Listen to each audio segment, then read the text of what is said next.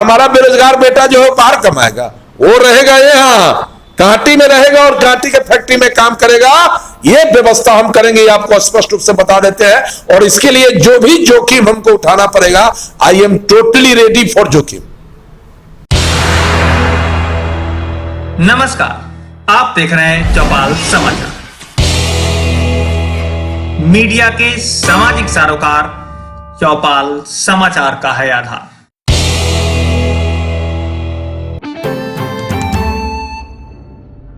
नमस्कार, चौपाल समाचार की खोज खबर में आप सभी का स्वागत है। आज खोज खबर की टीम पहुंची है मुजफ्फरपुर जिला के अंतर्गत कांटी विधानसभा क्षेत्र के एक बहुत ही चर्चित व्यक्ति कह सकते हैं, प्रत्याशी कह सकते हैं, समाज सेवी कह सकते हैं, जिन्हें आप सभी जानते भी होंगे, हमारे पूर्व कांटी के विधायक इंजीनियर अजीत कुमार जी से। और आज हम इस खोज खबर के माध्यम से आपको उन सारे मुद्दों को जो कांटी विधानसभा के लोगों के भले के लिए है, उसको सामने लाने का प्रयास करेंगे, जिन पर ये लगातार काम कर रहे हैं। तो आपका बहुत बहुत स्वागत है हमारे इस कार्यक्रम में। चौपाल समाचार के सभी कर्मी को हम हृदय से आभार व्यक्त करते हैं कि आप पूरे जिले में जो भी बड़ा समस्या है, खोजी खबर के माध्यम से उसको उजागर करके लोगों को मदद करते हैं। इसके लिए हम अपनी ओर से आपको बहुत बहुत बधाई करते हैं, आपको धन्यवाद करते हैं। आपका भी बहुत बहुत धन्यवाद हमारी पूरी टीम की तरफ से। हम एक बार जानना चाहेंगे कि आपसे कि अभी आप सभी लोग कोरोना संकट से जूझ रहे हैं, तो आपके विधानसभा क्षेत्र में कोरोना से क्या प्रभाव पड़ा है और कैसे उस पर आप निदान प्राप्त करने का प्रयास कर रहे हैं? एक बार देखिए, कोरोना वैश्विक महामारी पूरे दुनिया में ये अपना तांडव किया है। कई एक देश हैं इस विश्व के जो इससे बुरी तरह प्रभावित हुए हैं।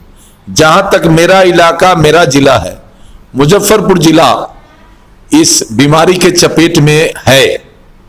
और जहां तक मेरा इलाका है, कांटी और मरवन, 2 ब्लॉक है मेरे यहां। इस दोनों ब्लॉक में भी कुछ लोग जो बाहर थे, प्रवासी थे, वहां से संक्रमित होके यहां आए हैं, वो भी चपेट में हुआ है।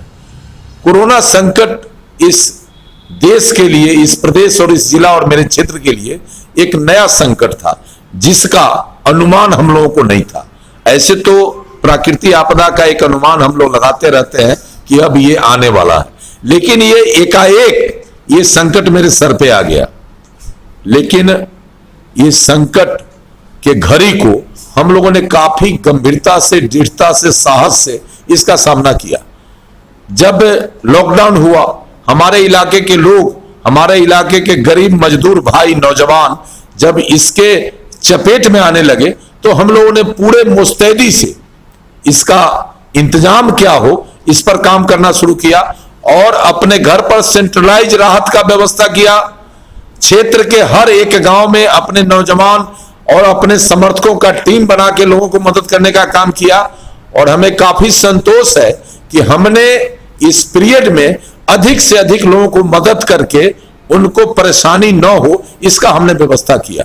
और जहां तक सरकारी मामला है, सरकार की ओर से माननीय मुख्यमंत्री नीतीश कुमार काफी चिंतित थे। उनके चिंता से हम सब वाकिफ हैं, लेकिन उनका जो सिस्टम था, वो सिस्टम में बहुत खामियां। जिला के कलेक्टर साहब बढ़िया सिस्टम चला रहे थे, काम कर रहे थे, लेकिन नीचे के कुछ बेईमान अधिकारी जो है, वो आम लोगों को सरकारी राहत समय पर पहुंचे, आम लोग सरकारी राहत से लाभान्वित हों, इसमें बुरी तरह वो लोग फेल हो गए। और इसका परिणाम है कि जो भी सरकारी राहत आया, उसका 50% भी लाभ गरीबों तक अभी तक नहीं पहुंच पाया। आपने जो बात कही कि 50% लाभ नहीं पहुंच पाया, तो इसके संबंधित आपकी प्रतिक्रिया क्या रही? कि आपने सरकार से, चूंकि आप इनडायरेक्ट जुड़े भी रहते हैं और बहुत दिनों से इस क्षेत्र की सेवा में लगे हैं, तो इस पर क्या आपने स्टेप लिया? देखिए, हम जिला के कलेक्टर को धन्यवाद देना चाहते हैं। जिला के कलेक्टर को 12 बजे रात में भी फोन किया, उस आदमी ने रिस्पॉन्ड किया।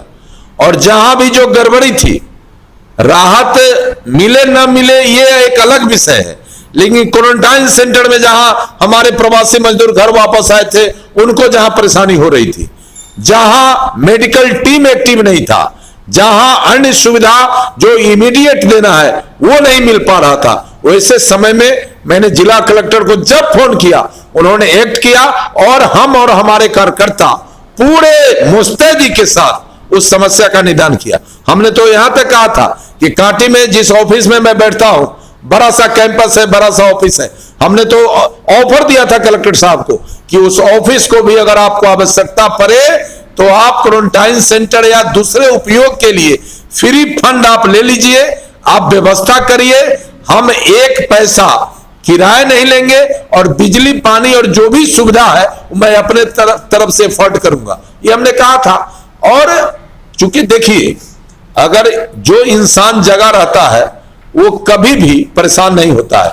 हम लोग जगे थे, हमारे साथी जगे थे, इसलिए जो भी जब समस्या आया उसका निदान किए। लेकिन अब राहत देने वाली जो बात है तो ये तो सरकार का पॉलिसी है और सरकार के इस पॉलिसी को जनता तक एडॉप्ट करने में इनके अधिकारी कर्मचारी की भूमिका है। अब वो सब फेल हो गए, ये बात तो आज भी हम कह रहे हैं, लेकिन हम इसको छोड़ने वाले नहीं हैं। हम गरीबों की लड़ाई और कोरोना में जो भी सरकारी राहत है वो जब तक गरीब तक नहीं पहुंचेगा, लड़ाई भिड़ाई हमारा जारी रहेगा। जी, बहुत अच्छी बात कि आपने इस कोरोना काल में जो सहयोग किया है लोगों का, उन्हें एक बार धन्यवाद। और मैं जानना चाहूंगा कि अभी विधानसभा चुनाव आने वाला है, लगभग सब कुछ तैयारी चली गई है अब, तो कोरोना को लेकर बहुत सारे बदलाव और बहुत सारी व्यवस्था जो है उसको लाना पड़ेगा लोगों के सहयोग के लिए, खास करके रोजगार की समस्या उभर के आई है। दूसरी बात है बाहर से जो लोग आए हैं, स्किल्ड अनस्किल्ड सभी लोग अभी विधानसभा क्षेत्र में है और आपका दायित्व भी बनेगा उस पर कि उस पर क्या निदान निकाले। तो उन रोजगार के लिए आप क्या करेंगे उनके लिए? देखिए हम पद पे रहे न रहे हमारे लिए ये कोई माने नहीं रखता है। मेरा कमिटमेंट अपने क्षेत्र के एक एक परिवार से है। यदि वो दुख में रहते हैं मैं भी दुख में रहता हूं, अगर वो सुख चैन में रहते हैं मैं भी सुख चैन में रहता हूं। लेकिन अभी का जो पीरियड है ये काफी चुनौतीपूर्ण पीरियड है। एक तरफ कोरोना से परेशानी, दूसरे तरफ सामने चुनाव और तीसरे तरफ रोजी रोजगार और चौथे तरफ किसान मजदूरों के लिए खेती। ये 4 पॉइंट पर अभी काफी चिंता करने की जरूरत है। आज स्थिति क्या है, जो लोग भी गांव में आए हैं बाहर से खाली हाथ आए, एक पैसा उसके पास नहीं। परिवार पहले से लॉकडाउन में परेशान, रोजगार की बात की जा रही है, कोई रोजगार नहीं मिल रहा है।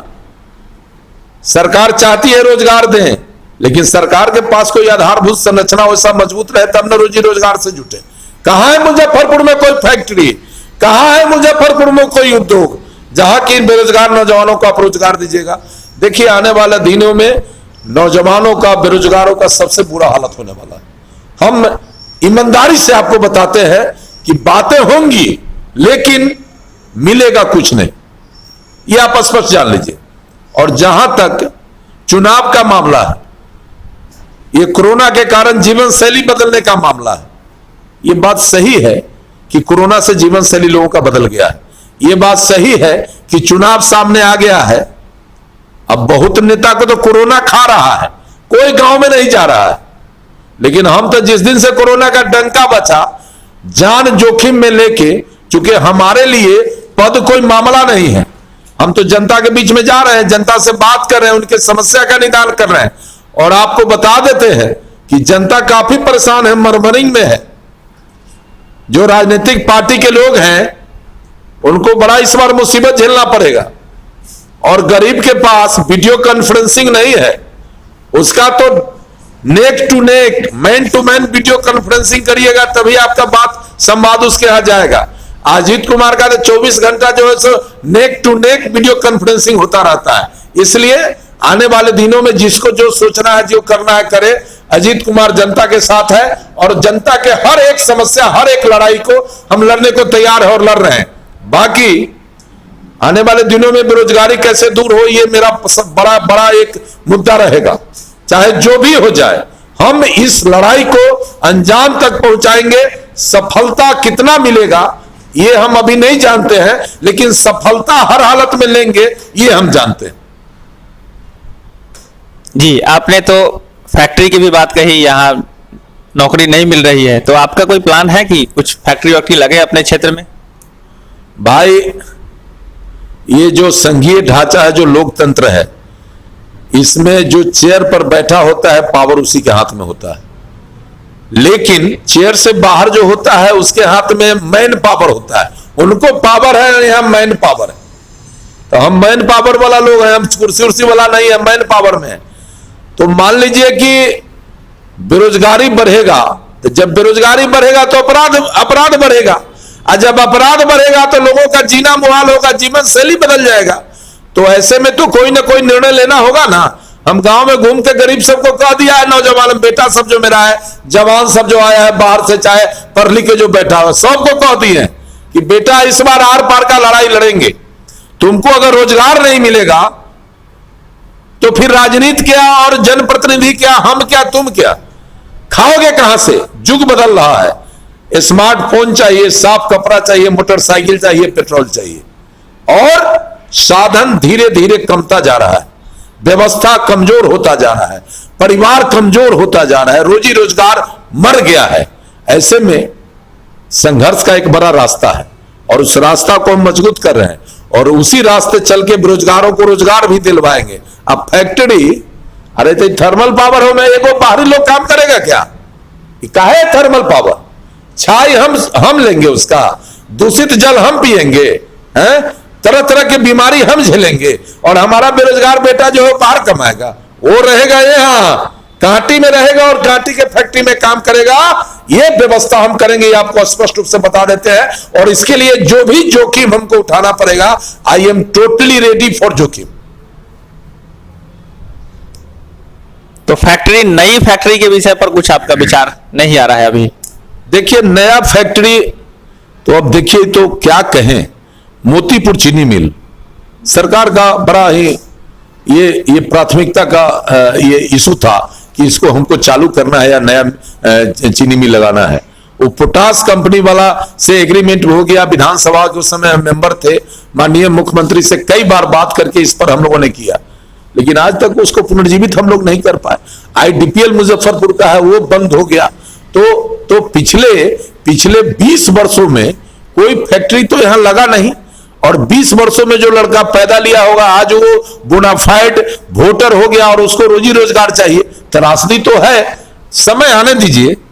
ये हमारे प्राथमिकता में बेरोजगारी है, और बेरोजगारी दूर करने के लिए जब तक फैक्ट्री नहीं लगेगा, रिसोर्स जब तक हम पैदा नहीं करेंगे, दूर कैसे होगा? इस पर भी बड़ी लड़ाई होगी, और फैक्ट्री लगेगा। देखिए, पावर सेक्टर में सरकार ने काम किया है, और इस राज्य में पावर किसी भी रोजगार के लिए बहुत जरूरी है। किसी भी राज्य में यहां पावर की स्थिति थोड़ी ठीक हुई है, फैक्ट्री लगेगा।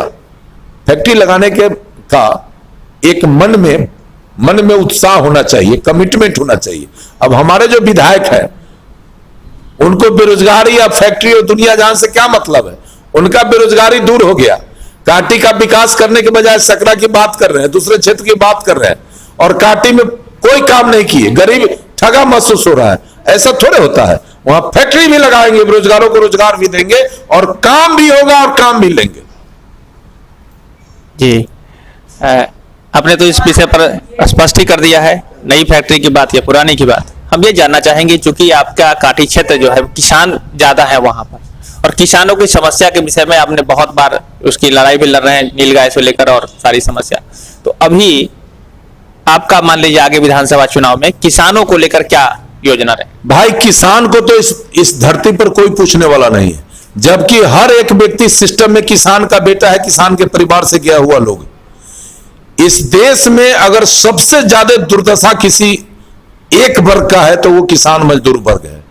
आप पूरे दुनिया और देश की बात न करके एक उदाहरण के तौर पर हम अपने कांटी और इस मुजफ्फरपुर जिले की बात कर रहे हैं। जंगली जानवर के आतंक से हमारा किसान तंग तबाह परेशान है। कोई खेती नहीं हो रहा है।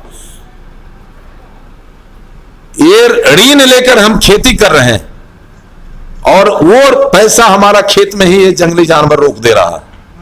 कहीं कुछ व्यवस्था सरकारी स्तर पर नहीं है। हमने एक बड़ी लड़ाई शुरू किया था, जंगली जानवर के आतंक से मुजफ्फरपुर के किसान मजदूरों को मुक्त कराओ।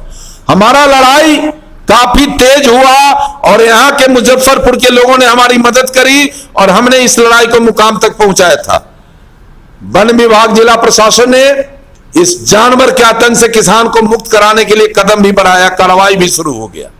लेकिन कुछ नेता लोग जो जनता से उनको मतलब नहीं है, वो मोदी जी के नाम पर जीतने वाले लोग, नीतीश जी के नाम पर जीतने वाले लोग, ये देख रहे थे कि इनका तो बाजारे साफ कर दिया अजीत कुमार।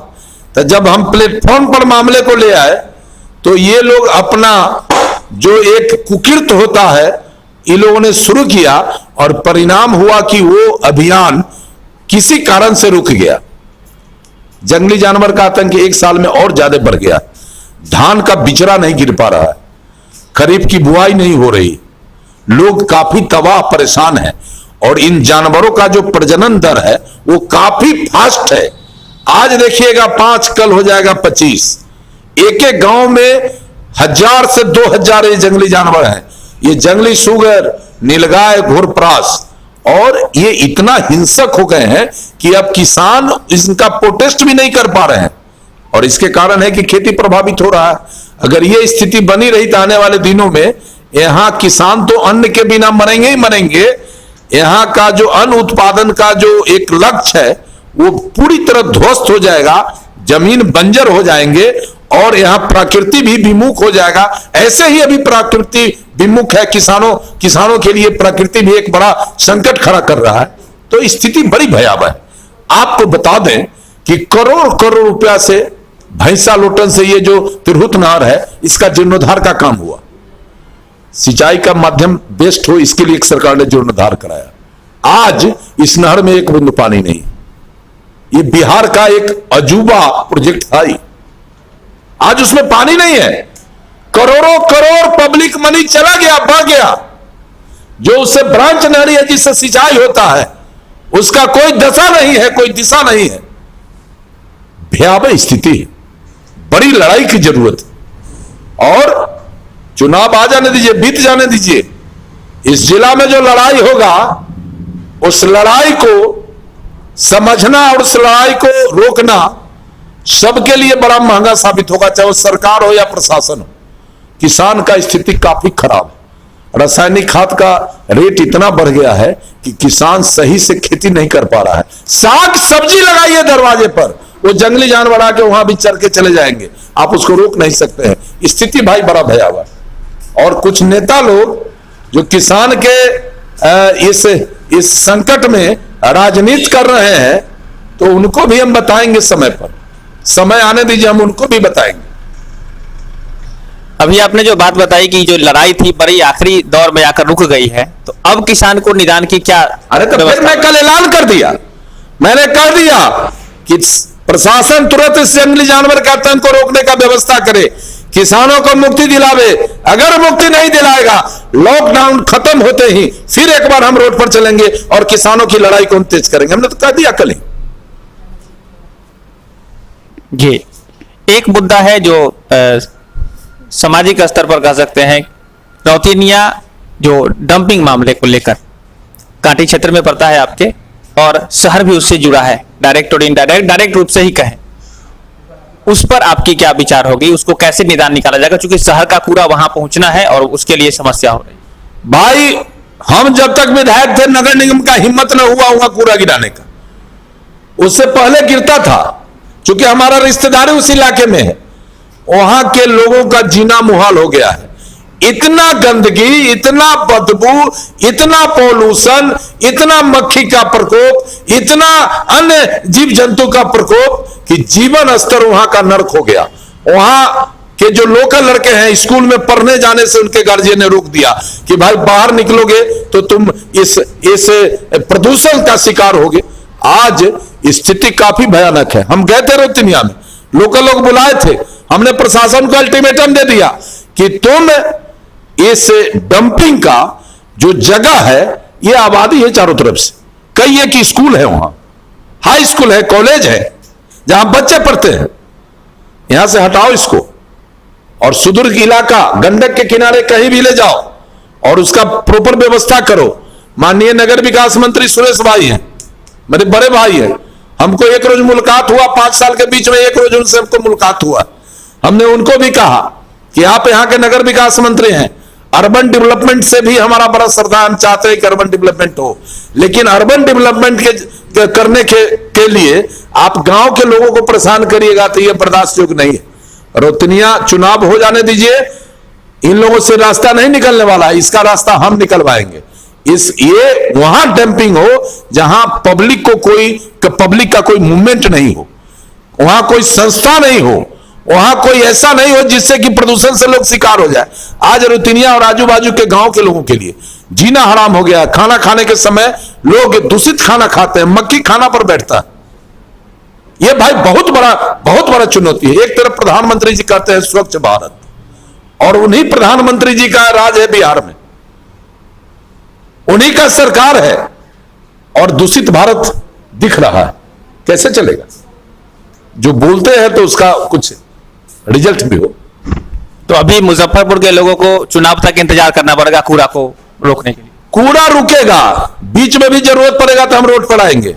जनता के सवाल पर न चुनाव है, न आंधी है, न पानी है, न दिन है, रात है, 24 घंटा हम ऑन है। जब जनता को आवश्यकता हमारी होगी, मुझे महसूस होगा कि हमको इस लड़ाई में जाना है, मैं जाऊंगा। और कोई दबंगाई करके अगर कूड़ा डंपिंग करेगा तो उसका मुंहतोड़ जवाब देंगे, हम इसके लिए भी तैयार हैं। रौतनिया में कूड़ा डंपिंग जो है न केवल प्रधानमंत्री के सिद्धांत और उनके संकल्प के विपरीत है, बल्कि जनहित के लिए भी वो काफी खतरनाक है। जी, हमारे दर्शक देख ही रहे हैं, बहुत ही स्पष्टवादी, स्पष्ट तरीके से सारी बातों को रख रहे हैं चौपाल समाचार के इस खोज खबर में। और हम आगे सिलसिला बढ़ाते हैं, आप सभी बने रहिए। जिसमें अगला प्रश्न मेरा है आपसे कि अभी जो विधानसभा चुनाव है, तो आप सरकार से जब जुड़ेंगे या ऐसा कोई संभावना बनेगी आप जब इसको चुन के आएंगे विधायक के रूप में, तो किन किन मुद्दों को लेकर आप विधानसभा जाएंगे, ऐसी क्या तैयारी बना रखे हैं जो जिससे जनता का लाभ? देखिए, हम न नीतीश जी के परिवार के हैं, न लालू जी के, न मोदी जी के। हम कांटी के आम आवाम के परिवार के व्यक्ति हैं, और हम इस बार जनता के उम्मीदवार होने जा रहे हैं। जनता ने निर्णय कर लिया है, और खासकर जो गरीब तबके के लोग हैं वो निर्णय कर लिए हैं। और मुद्दा कॉपी में लिख के और कागज में लिख के हम नहीं जाते हैं। हमारे दिमाग में एक एक मुद्दा क्रमशः अंकित होते रहता है। जो मुद्दा समाप्त हुआ ऑलरेडी डिलीट हो गया, जो नया मुद्दा हुआ आ गया। हमारे यहां जो भी मुद्दा है, हम सारे मुद्दों को अपने दिमाग में रखे हुए हैं, और जनता अगर हमको मौका देगी तो निश्चित रूप से विधानसभा तो विधानसभा है, भारत के राष्ट्रपति के दरबार में भी कांटी के विकास के लिए हमको जाना पड़ेगा। तो हमको किसी से पूछने की और समझने की जरूरत नहीं है। मैं सीधा जाके कांटी के विकास, कांटी के लोगों का मान सम्मान, बेरोजगारों को रोजगार और बेहतर कांटी बनाने के लिए जो भी हमको कदम उठाना पड़ेगा, ठोक के कदम उठाएंगे और रिजल्ट करेंगे। बहुत ही बेहतर तरीके से इन्होंने जवाब दिया है, और ये जो अपनी तैयारी है वो लगातार बता रहे हैं आपके सामने कि आज जो भी समस्या आती है या जिस पर इनको स्टेप लेना होता है लगातार ले रहे हैं। मेरा आखिरी सवाल है आपसे कि आप अपने विधानसभा क्षेत्र में चुनाव की तैयारी को लेकर किन किन, जो कोविड-19 को विशेषकर लेकर किन किन सावधानियों को बरत रहे हैं जिससे कि लोगों में संक्रमण न फैले? भाइयों, सावधानी की बरतो। जाइले मीटिंग में तो लोग के कहले जे साफ सफाई रखिए, खाना उना खाइए तनी सब सिस्टमेटिक ढंग से। बाल बच्चा के स्कूल बंदे हैं, ज्यादा धूप ऊप में इधर उधर में हुल हाच में मत भेजिए। और हम क्या उसका प्रिकॉशन ज्यादा करेंगे? हमारा तो पहले से गरीब दुखिया सबके जोड़े उठना बैठना रहना सहना, उसी में जो गाइडलाइंस है, जो हमको लगता है कि ये हमको इसको वर्जित करना चाहिए, उस चीज को वर्जित करते हैं। अब जनता के छोड़ के ही कोरोना में अगर हमको लगेगा कि अभी हमको कोरोना खा जाएगा, कोरोना पट जाएगा, तब तो जनता को मेरे प्रति क्या सोच होगा ये आप समझ सकते हैं। हम प्रिकॉशन जरूर बरतते हैं, लेकिन जनता का जो पुराना हमारा उनसे मिलने जुलने का स्टाइल है, प्रिकॉशनरी उनसे मिलके और अभियान को बढ़ा रहे हैं। आप जो अभी चुनाव का है माहौल, तो अपनी जनता को क्या संदेश देना चाहेंगे इस विधानसभा चुनाव में? क्या सोचे समझे और कैसे उम्मीदवार को चुने एक निष्पक्ष भाव में? भाई, जनता तो हमको संदेश दे रही है, हम क्या संदेश देंगे? जाते हैं तो सब कहता है बड़ा भारी गलती हो गई भैया, पीछे बार अबरी बार आवे दो वोट, अबरी बता दो, यही कहता है। हम क्या संदेश देंगे? और देखिए कांटी का जनता महान है, एक बार भूल जो किया उसका पश्चाताप जब हम गांव में गरीब में जाते हैं तब हमको समझ में आता है। जाते के मातर कहला आईली है, अबरी तो होबे करते ही सब लोग के विचार है। और जिस बैठक में जाते हैं, हम वार्ड मेंबर भी नहीं, 400-500 लोग घंटों घंटा बैठे रहता है, सब जाति सब धर्म सब लोग, क्या हिंदू क्या मुसलमान क्या अगरा क्या पिछड़ा क्या दलित क्या सवर्ण, सबका प्यार मेरे साथ है। और इस बार अजीत कुमार, यही नारा है कांटी। आपका बहुत बहुत धन्यवाद हमारे इस कार्यक्रम में भाग लेने के लिए।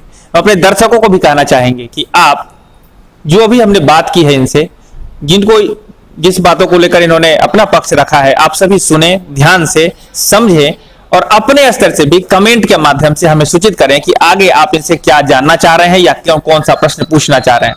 हम कांटी विधानसभा क्षेत्र के लोगों को भी कहना चाहेंगे जो हमारे चौपाल समाचार के परिवार से जुड़े हैं कि यदि आपके पास कोई सवाल हो तो सीधा सवाल आप चौपाल समाचार के माध्यम से भी पूछ सकते हैं। हम बार बार लगातार आते रहेंगे और हम आपसे भी बात कर लोगों की बात जो प्रश्न पूछेंगे उसका जवाब देते रहेंगे।